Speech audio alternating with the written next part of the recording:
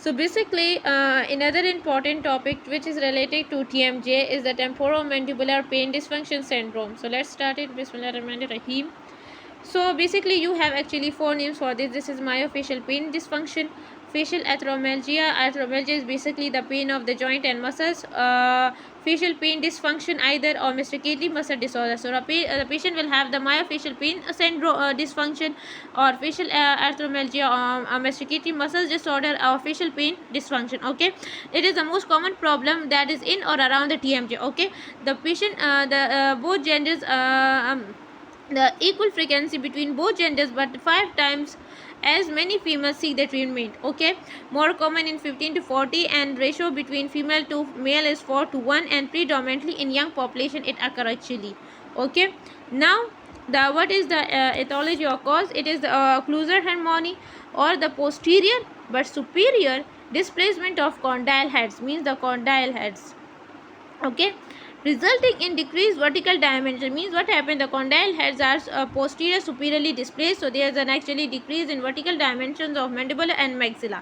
Either it can be trauma, acute synovitis, that is resulting from the acute rheumatoid fever, rheumatoid arthritis, and osteoarthritis disruption, or the displacement of the meniscus. On the same time, psychogenic and habit of the bruxism can also be symptoms. Pain is localized to the joint. The patient will either refer to the head, neck, or shoulder. There is the dull aching pain. You have limited restrictive mandibular movement, either constant or intermediate. At the start or the end of the day, the patient can have a muscle hyperactivity like bruxism, which can be, I have told you, hyperplasia actually. Okay, then contact during sleep is actually greater in dysfunction.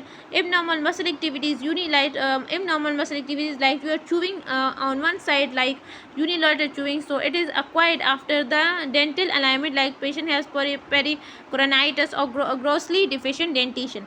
The patient have bilateral, the clicking sounds are usually bilateral, occur at any point of the jaw movement. In any point of jaw movement, multiple clicks are present. Click may be intra-articular thickening. When there is intra-articular thickening, so basically occur without pain, looking in interruption of movement associated with clicking.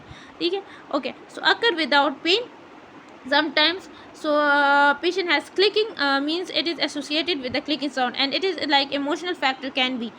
Signs, always remember the symptoms are told by the patient, and signs are seen by the doctor. Joint tenderness, okay, muscle tenderness, and abnormality of the mandibular movement. Okay, very important. The patient will have preauricular pain that may radiate to other sides. Preauricular, the patient will have tenderness of the joint and palpitation, limited jaw movement, deviation of the mandibular on opening, closing. The mandibular is deviated, tenderness of the masticative muscles on palpitation, like tenderness of the joint. Joint sound, click or crepit is very important, and the patient will have headache.